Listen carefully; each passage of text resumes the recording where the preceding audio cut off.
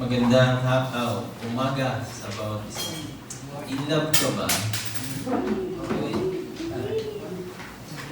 How do you express love towards others? May mga narinig natin yung languages o language of love. Iba-iba yun. At maganda yung tingnan yun. Ano po, sabi ng iba, mayroong 5 languages of love or language of love. Merong 7, may 10, it depends. Pero ang mahalaga doon, you express love, no, toward others. No?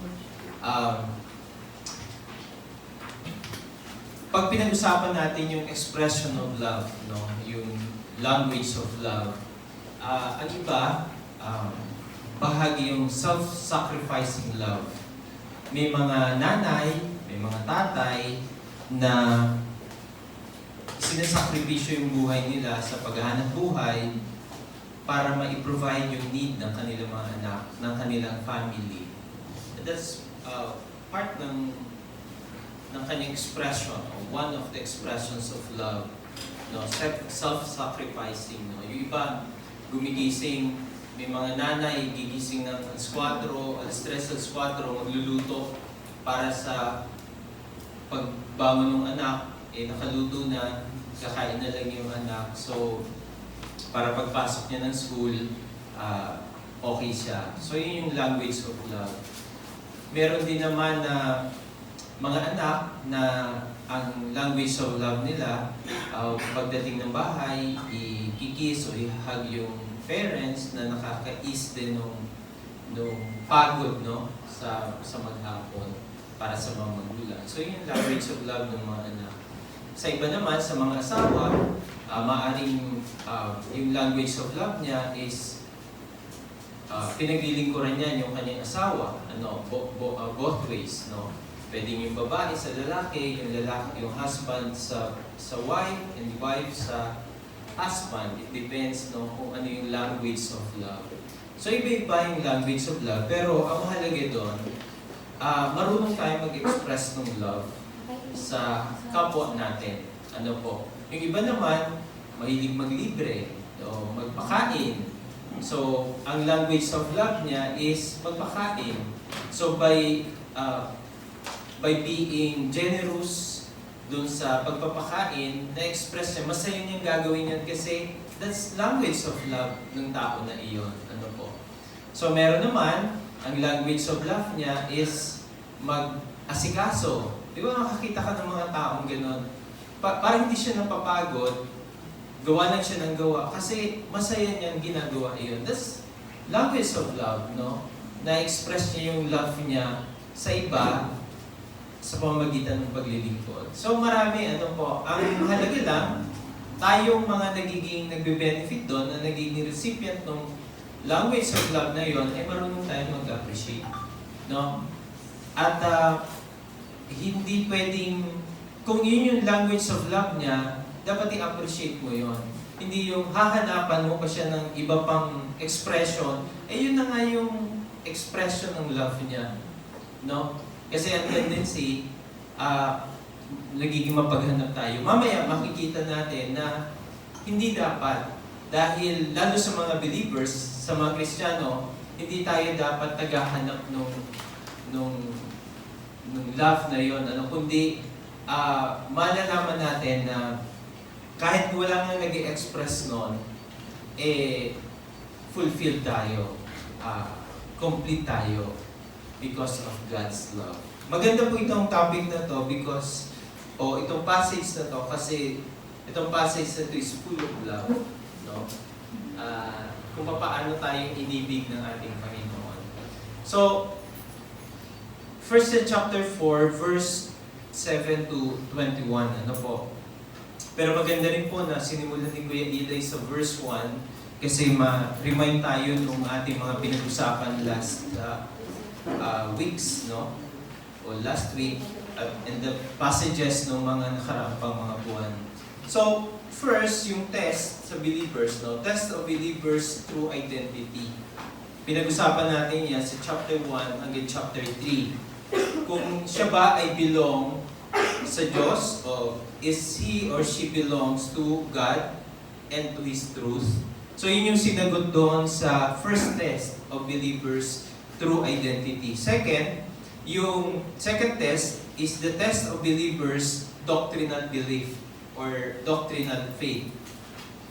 Chapter 4, verse 1 to 6. Kasi doon, pinag-uusapan doon yung ano ba yung ini-embrace mong katuruan. Yung sa false teachers ba? And his false teachings? Or naandun ka sa full knowledge and belief sa kung sino ang Panginoong Jesus, no? So, test of believers' doctrinal belief. And now, third, panghuli po ito is the test of moral love. So, ibig sabihin ng moral is the manifestation of high principles for proper behavior. The principles of right and wrong. Kaya moral love. Now, pag-usapan po natin ngayon yung chapter 4, verse 7 to 21. Ito pong passage na to describes the perfect love that is available to the believers. At mami-measure natin ngayon, natitest natin ngayon kung talagang nasa atin ang ating Panginoon. Kasi magmamanifest po yung love na yun sa atin kung ang banal na Espiritu ay nasa atin. Without the working of the Holy Spirit, it is impossible for us to express the love, the kind of love na meron ng ating Panginoon. Kaya masaya po ito, maganda pong test, kasi ngayon, pag uwi natin mamaya, alam natin na kaya pala tayo, na marunong din pala tayong magmahal. Ano po? Kasi yung iba, wala na yung pag-ibig sa puso. Bakit? Nadala. Hindi po. Ibang pag-ibig po yung pag-usapan natin. Ano po? Hindi po yan yung pag-ibig sa lalaki o sa babae o sa kapwa. Ano? It's beyond that love. No? Kind of love. No? Dito po sa chapter 2, verse 20, isa-isahin lang po natin. Sabi po rito, "But you have an anointing from the Holy One, and you know all things." So, itong love na to ay nanggagaling po ito sa Panginoon. Because of the anointing of the Holy Spirit. Magandang test po ito. Kasi malalaman po natin na itong love na to ay hindi talaga innate sa atin. Hindi talaga nanggaling sa atin. Kundi yung love na to ay galing mismo sa ating Panginoon. Kung dati hindi ka maibigin, ngayon bakit maibigin ka? Ano? Hindi maibigin sa makakita ka lang ng girl, super maibigin ka, niligawan mo kaagad, no? O guy or ano. Chapter 3, verse 10 to 14. In this, the children of God and the children of the devil are manifest. Whoever does not practice righteousness is not of God, nor is he who does not love his brother. For this is the message that you heard from the beginning, that you should love one another, not as Cain, who was of the wicked one and murdered his brother. And why did he murder him? Because his works were evil and his brothers righteous. Do not marvel, my brethren, if the world hates you. We know that we have passed from death to life because we love the brethren. He who does not love his brother abides in death. Whoever, okay, tutuloy natin doon. Mga kapatid, may mga reasons, no? Binigay ni Apostle John yung reasons why we ought to love one another, why we ought to love other people. Kasama sa summary ng Ten Commandments is to love God and to love your neighbor as yourself, no? Meron akong nilista na 6 reasons why do believers ought to love, no? First is because God is love. Chapter 4 verse 7 says, "Beloved, let us love one another, for love is of God." Let us love one another, for God is love. No, may kantang ganyan, di ba? Beloved, let us love one another. So, God is love. Love comes from God. Diba? Love comes from God. Yun yung pinaka-essence ng Diyos, no? Yun yung nature ng Panginoon, yung love.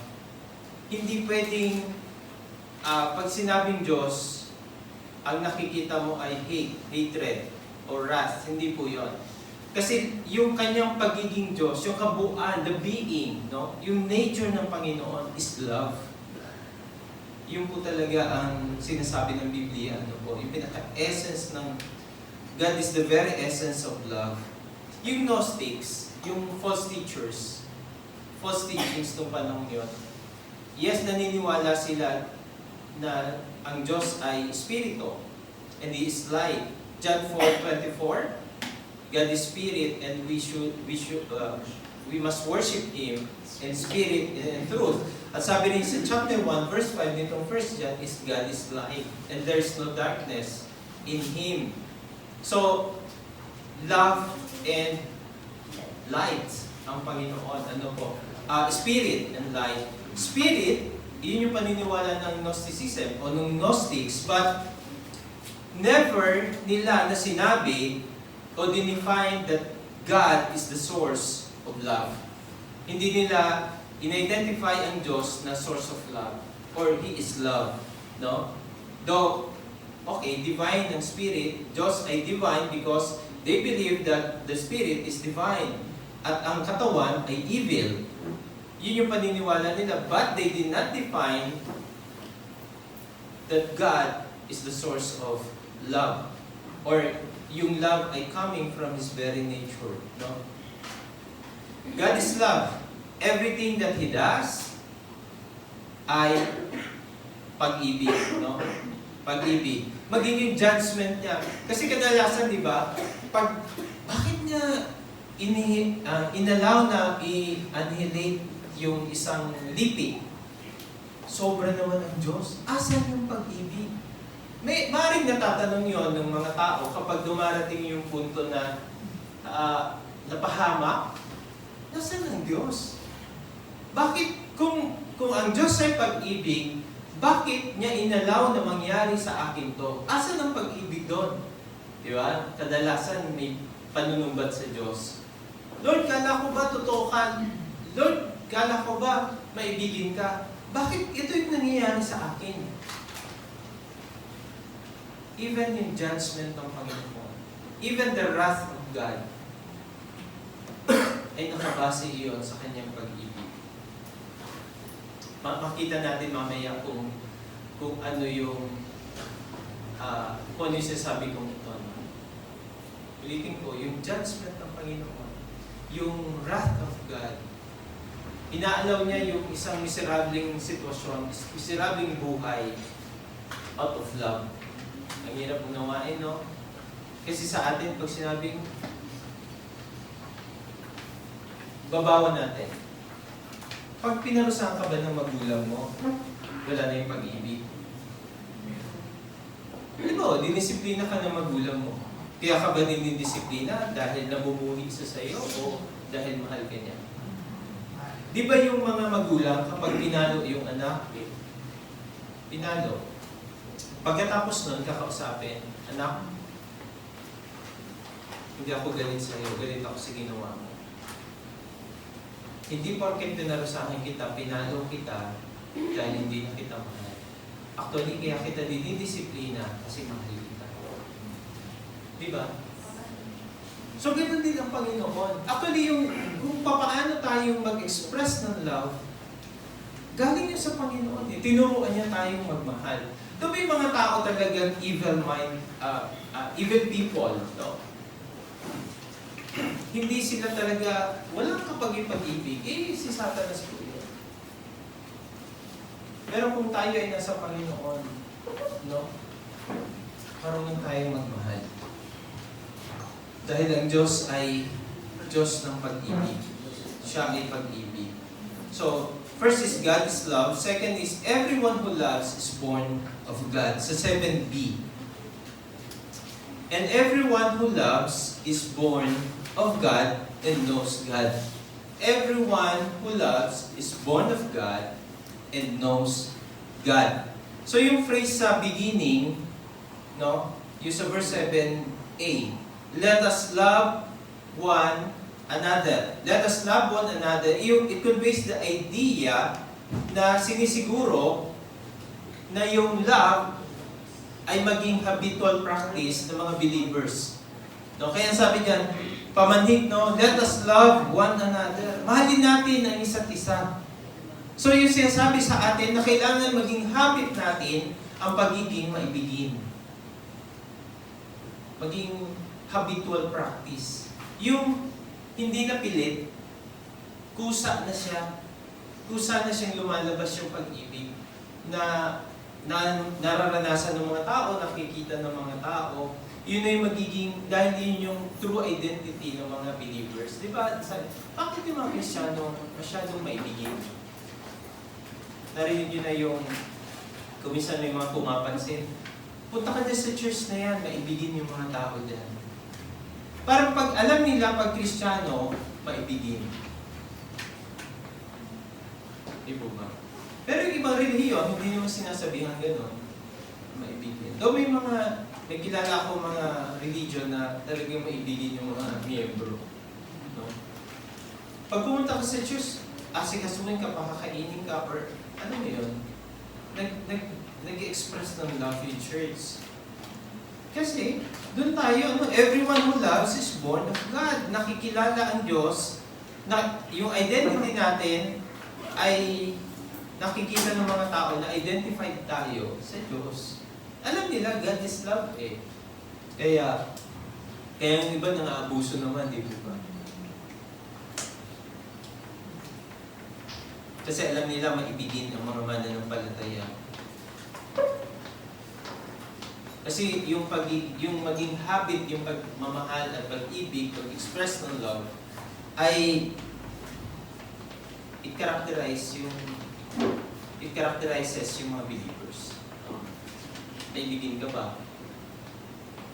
Kapag wala yung pag-ibig na yon, hindi ka marunong mag-express ng love, may problema ka. Asan yung love ni Christ sa'yo? Asan yung love ng God sa'yo? Asan yung manifestation ng Spirit sa'yo?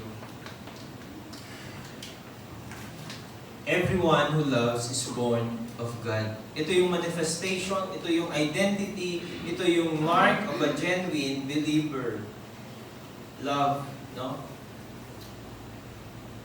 Naging maibigin ka, no? Hindi yung naging palikero ka or anong tawag doon? Yun, yung term na playboy, no? Kasi Kristiyano ako, may ibigin naman. Magaling ako umibig. Kaya ligaw dito, ligaw doon, ligaw. Hanggang sa naligaw.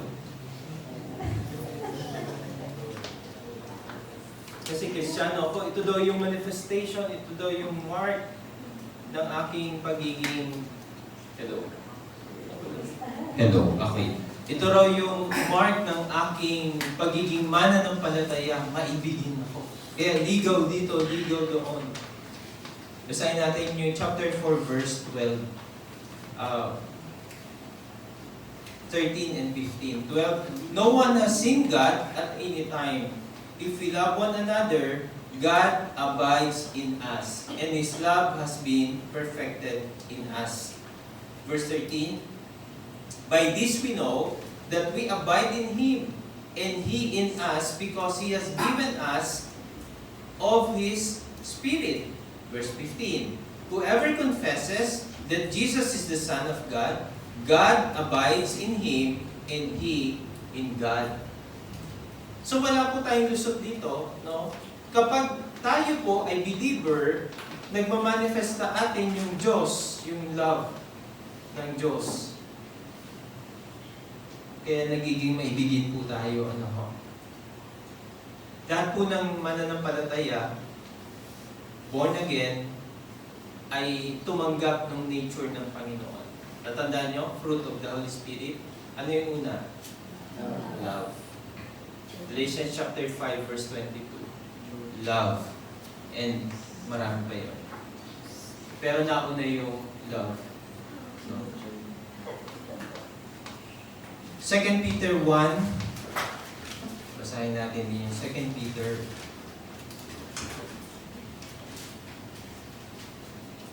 1, 3, and 4. As His divine power has given to us all things that pertain to life and godliness through the knowledge of Him who called us by glory and virtue, by which have been given to us exceedingly great and precious promises, that through this you may be partakers of the divine nature, having escaped the corruption that is in the world through lust. So dito makikita natin na yung divine nature, no, ng Panginoon ay ibinagkatiwala po sa atin. So there's a manifestation of God's character in us, and one of these is love. So wala po tayong lusot, mga kapatid. Third, the one who love does not know God. Verse 8. The one who does not love does not know God. He who does not love does not know God, for God is love. Love must be the evidence, must be evident in Christian life. Yung sinasabi ko po kanina. Sa chapter 3, verse 14, 15, 17, and 18. 14, 15. We know that we have passed from death to life because we love the brethren. He who does not love his brother abides in death. Verse 15. Whoever hates his brother is a murderer, and you know that no murderer has eternal life abiding in him. So nakita natin yung mga salitang yun about yung contradiction, yung love and the hatred. Verse 17 and 18. But whoever has his words goods and sees his brother in need and shuts up his heart from him, how does the love of God abide in him?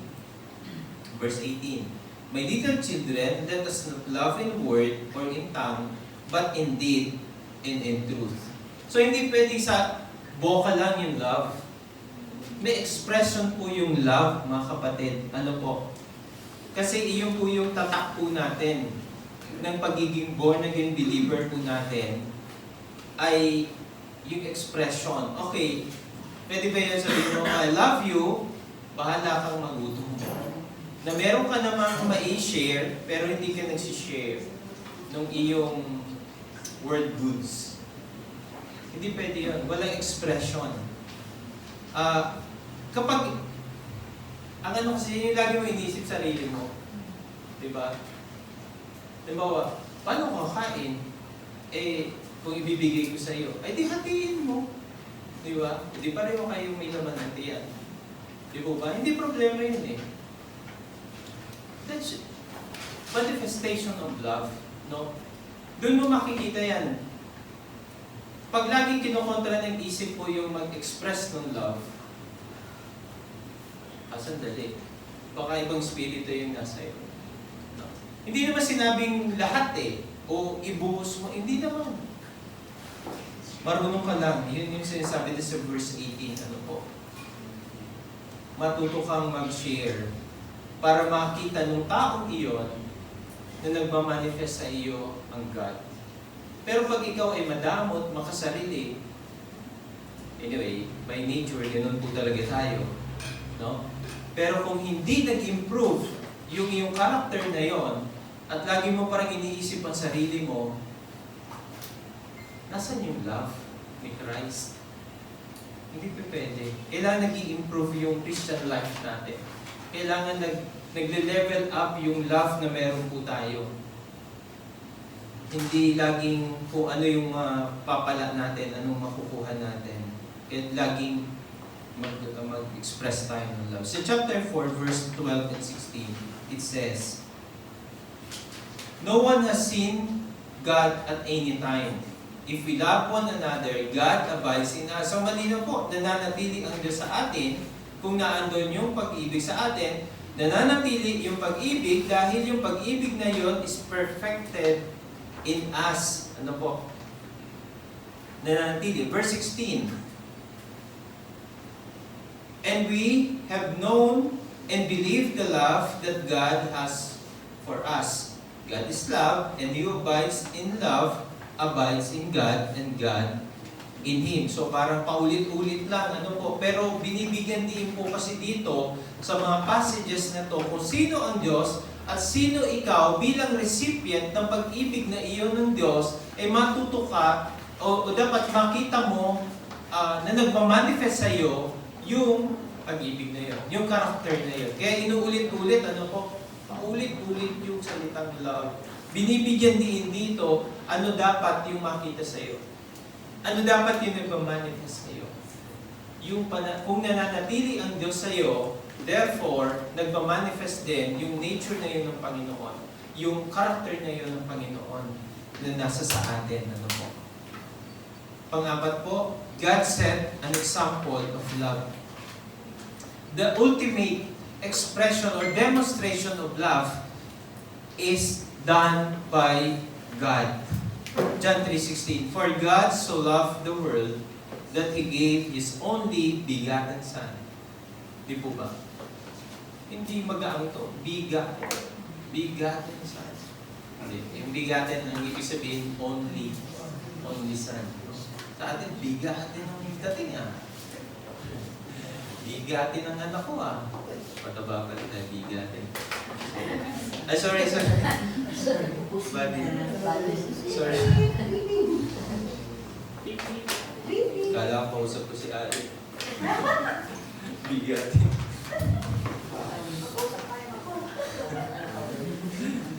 So, ang Panginoon nag-set ng example sa atin. Okay po? So, verse 9, 10, and 11. In this, the love of God was manifested toward us, that God has sent His only begotten Son into the world, that we might live through Him. Sabi ko nito, this is the ultimate expression of love.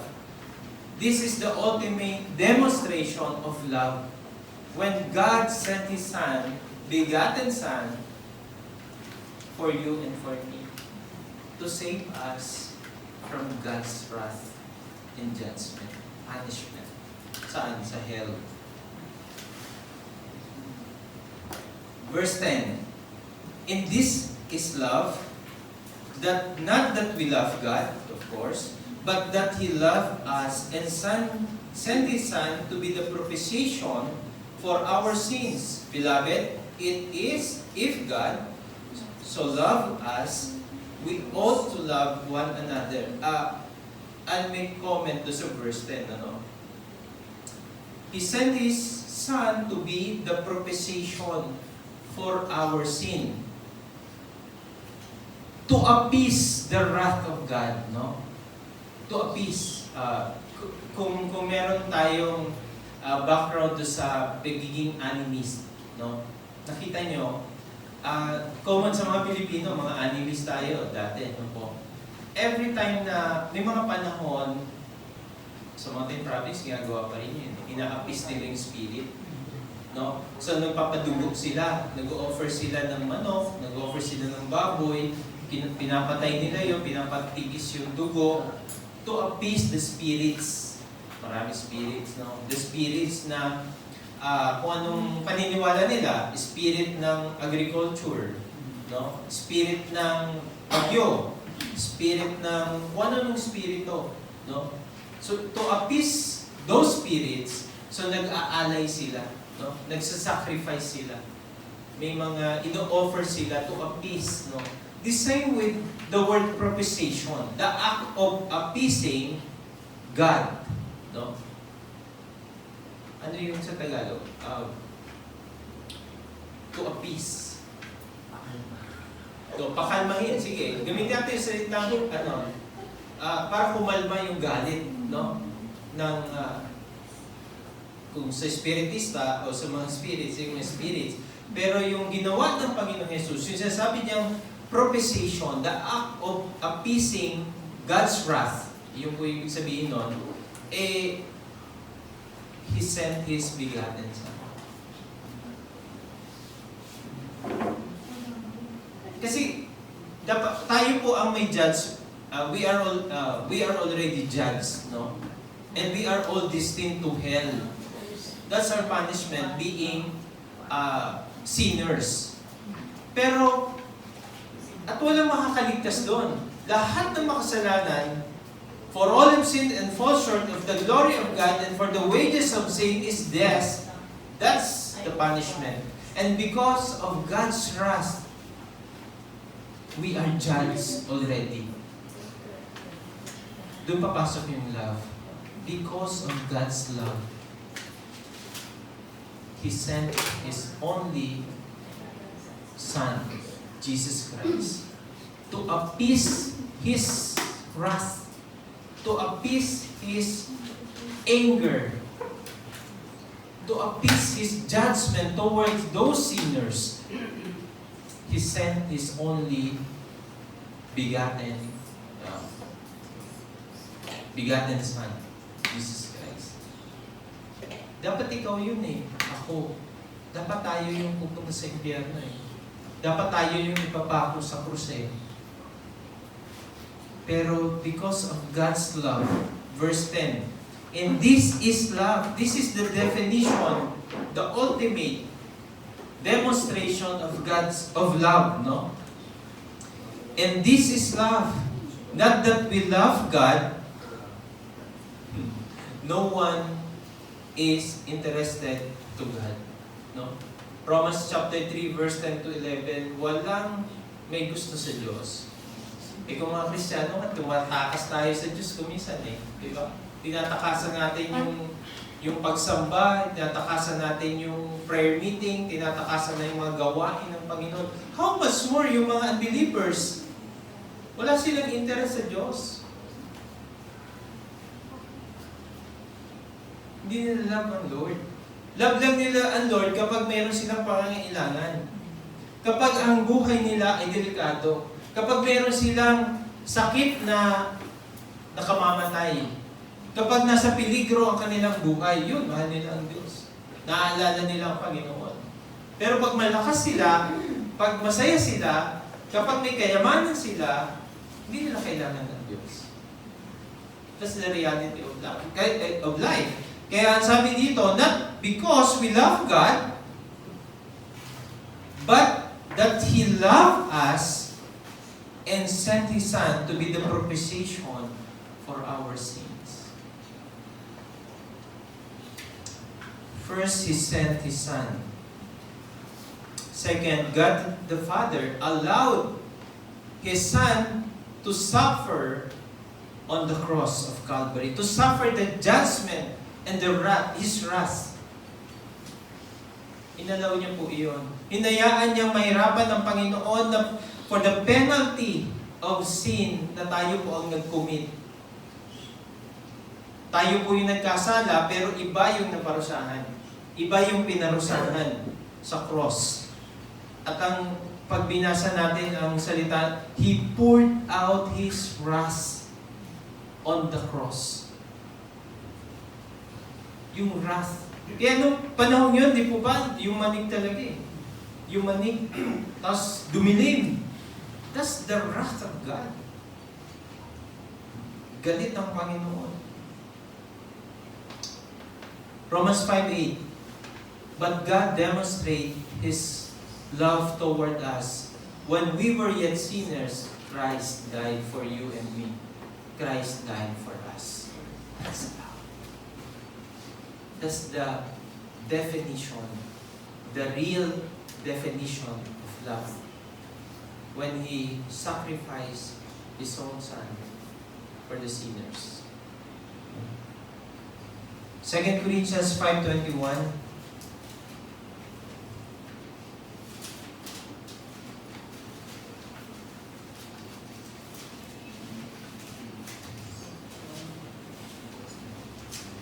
For He made Him who knew no sin to be sin for us.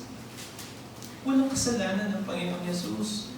Pero, nagmukha siyang makasalanan para sa atin. That we might become the righteousness of God in Him. 2 Corinthians 5:21. Maganda po yung verse na yan. For He made Him who knew no sin to be sin for us, that we might become the righteousness of God in Him. Kaya kapag humaharap tayo sa Panginoon, sa Ama, hindi tayo nakikita kundi si Jesus na. Because we believe that Jesus is our Savior and Lord. Kung dati hindi tayo makaharap sa Panginoon, kailangan pa yung priest. 1 year pumapasok doon sa Holy of Holies, tapos may cortina veil na napakakapal para yung Holy of Holies walang makapasok. Pag pumasok ka doon na hindi ka karapat-dapat, patay ka. Dahil nandoon ka, banal-banalang dako ng Panginoon. Doon sa gawin yan, after noong kortinang makapal, ay meron tatawag ng holy place. Doon nag-aalay ng yung mga priest. Pero pag the only one na nakakapasok doon sa Holy of Holies, yung high priest. And once a year lang po yun. Once a year lang. Ganun po kahirap lumapit sa Diyos dati. Hindi ka basta makalapit. Pero ngayon, ang dali na. Dahil because of the Lord Jesus Christ. Namatay siya sa cross para sa atin. This is the propitiation for our sins. Siya yung naging alay. Ano po? Hindi si Ate Alay. Yung blood ni Jesus satisfied the wrath of God. Na-satisfy nun. Kaya nga yung lahat ng pag-aalay ngayon, di ba may mga padugo-dugo pa? Wala na po yun. Gagawa pa rin yun ng mga ng mga nagtatayo ng building, padugo-dugo, po. Tapos na yung era na yun. Sa Old Testament, ginagawa po yun kasi it symbolizes or it's foreshadow. It's the foreshadow nung mangyayari sa cross. No? Yung ultimate sacrifice na gagawin ng Panginoon. When Jesus Christ offered His own blood, no, na tumigis dun sa cross. Then after which sabi niya, Tetelestai, it is finished. Tapos na. Ang sasabi niya, Tetelestai, tapos na ang lahat ng pag-aalay. Ito na yung ultimate na sacrifice na maaaring gawin ng isang tao. Yes, God is fully human at ibinigay niya na lahat doon sa cross. Tetelestai, it is finished. So yun po yun mga kapatid. Ano po? So, pribilehiyo yung salvation na tinanggap po natin. At ang magandang balita, meron po tayong obligasyon to follow the pattern of God's love. May susundan tayo. Meron tayong pattern how to express that love. And it is a sacrificial love. It is a sacrificing love. To express yung tunay na pag-ibig, may sakripisyo. No?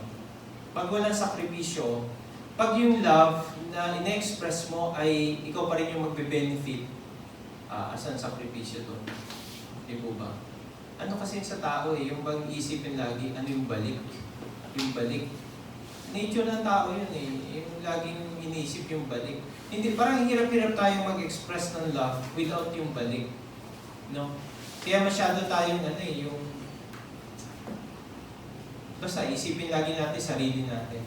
Instead na in-appreciate mo yung love, parang inisip mo pa rin ikaw. Di po ba? Tinuturuan po tayo na may obligasyon tayo na katulad ng Panginoon, yung pattern ng sacrificial love. Pero kung ang lahat ng tao, di po ba, iyon yung gusto na paano kaya ako mag-express ng love? Hindi yung masyadong mapaghanap. Nag-express na sa'yo ng love, hanap mo, ang dami mong panginahanap sa buhay. Di ba? Imbis na i-appreciate mo yung love, inaano mo pa, binabatikos mo pa yung expression ng love na ginagawa sa'yo ng tao. Hindi po yan yung tuturo. We have the obligation to copy the pattern nung love, sacrificial love. Christian love must be self-sacrificing, no? Hindi pwedeng, I love you eh, pero, uy, love ko siya, ikaw nga tumulong doon. Uy, love ko siya, pero, ikaw nga magbigay doon. Hindi pwede yun. Lagi kayong nandadamay ng iba. Ikaw yun. Paano mo express yung love mo sa kanya? O sa kapwa mo? Without telling others na, uy, tara, tayo. Hindi, ikaw lang muna yun. Ngayon, pag nakita yung pattern, sasama silang pusa sa'yo para ma-demonstrate din yung love. Pero kung lagi mo isipin, iba. Nasa iyo lang yung damdamin, pero iba yung gagawa as ang sakripisyo doon. Parang ayaw mong maapektuhan doon sa pag-express ng love mo na gusto mong gawin, pero ibang tao ang gusto mong pahirapan. Nasusundan po natin. So maganda po itong pattern, no? Binigay ng Panginoon yung kanya eh. Begotten Son. Masakit yun, ha? Sa isang ama na naalala nyo yung ginawa ni Abraham ba yun? Hindi nyo nag-offer sa Isaac. Diba? Masakit yun eh. Pero, utos yun eh. Yung love niya sa Lord, yung faithfulness niya sa Panginoon, binigay niya. Sakit mo sa ama, di ba? Tapos ikaw pa yung tutusok, gano'n. Sakit yun, hindi madali yun. Pero, mga demonstration yun nung love ni Christ na gagawin niya. Love ng God through Jesus Christ. Panghuli, hindi pa. Panglima pa lang to. Love is the believer's assurances, no? Yun yung nagbibigay ng assurances. First is, so verse 17,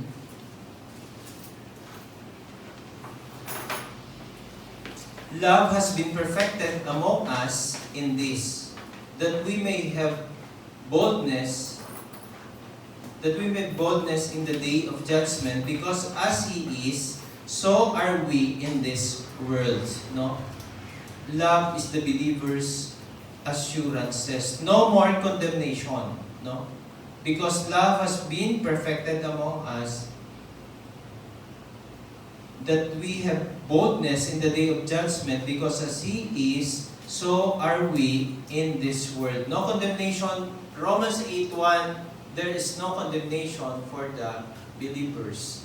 If you are a believer, wala ng judgment. No condemnation. Naharap ka sa Panginoon para i-reward ka ng Panginoon. Ang i-condemn yung mga believers. No po.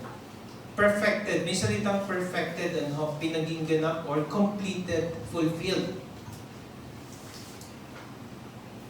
Alam mo yung salitang perfected, no? Pag Kristiyano ka na, pag believer ka totoo, hindi kayo mapaghanap sa pag-ibig. Kahit of course, pag nasa church ka, full of love eh. Nararamdaman mo yun pag nasa church ka. Kasi lahat tayo mayroong karakter ni God sa buhay. So lahat tayo nag-express ng love. Pero kung nasa malayong lugar ka, wala eh. Mga unbelievers sa paligid mo, walang kaibigan. Pero, parang masaya ka and fulfilled ka. Because God is in you. Nandyan siya. No? Pinaging ganap niya or perfected yung love na yon. Hindi kayo mapaghanap sa pag-ibig. Kaya yung iba nagkakawindang-windang ang buhay eh. Naghahanap ng love. Sana ang matagpuan nila is the love of God. Kasi perfected yung love na yun sa atin, sa buhay ng isang tao. Kapag yun lang, sapat yun love na yun. At in-express din ng Panginoon yung love na yun towards others, no? Especially the believers. No? Napifeel mo yung love ng Diyos through the believers. Di po ba? Pero, dito pa lang, sa buhay mo, sa puso mo, mayroon ka ng assurance at alam mo sa buhay mo na may nagmamahal sa iyo. Sa verse 13, 15, and 16, By this we know that we abide in Him and He in us, because He has given us His Spirit. And we have seen and testified that the Father has seen the Son as Savior of the world. Verse 15, whoever confesses that Jesus is the Son of God, God abides in Him and He in God. And we know that we have known and believed the love of God has for us. God is love, and he who abides in love abides in God, and God in him. Second is no more fear. Verse 18.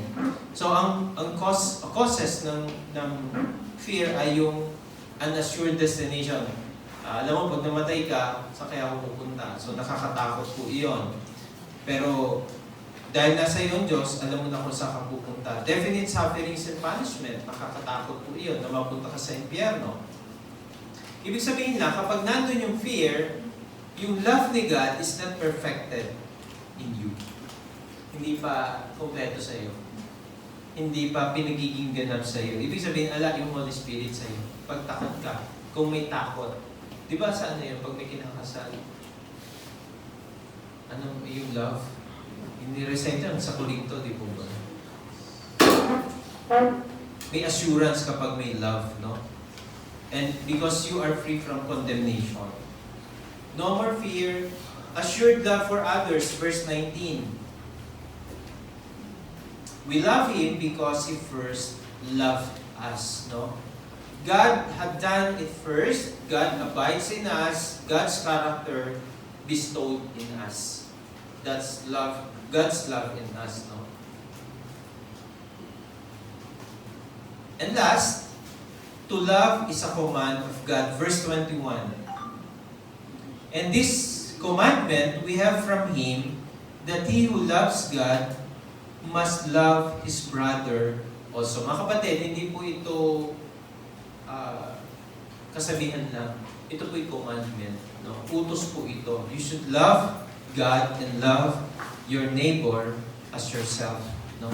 So verse 20, ang sabi diyan, if someone says, I love God and hates his brother, he is a liar. For he who does not love his brother whom he has seen, how can he love God whom he has not seen? Of course, di po ba? Kung hindi mo kayang mahalin ang iyong kapwa, ang iyong kapatid, tapos sinasabi mo mahal mo ang Diyos, yung Diyos hindi mo naman nakikita, yung kapatid mo nakikita mo, pero hindi mo kayang mahalin, paano mo mamahalin ang Diyos na hindi mo nakikita? Na hindi mo matutunang mahalin yung kapwa mo na nakikita mo. And this is the commandment of God. You should love one another. You should love others. You should love your brethren. Puno-puno po tayo ng pag-ibig, mga kapatid. Dahil ang Diyos po natin ay Diyos ng pag-ibig. Let's pray.